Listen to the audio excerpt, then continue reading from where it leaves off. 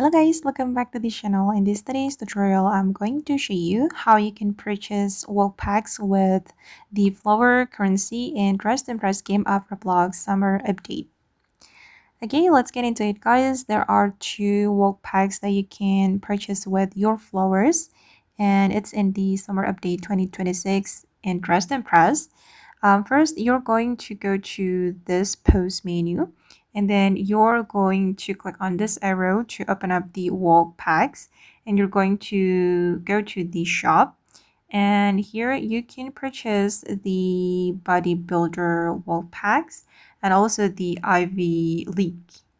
You need 600 flowers for this Ivy League, and for the bodybuilder you need 750 flowers. Okay, and let me show you this one.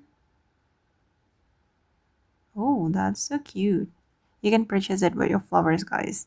And if you want to equip the wall pack, just go to this menu, the post menu, and you're going to select the walk and also the idol right here.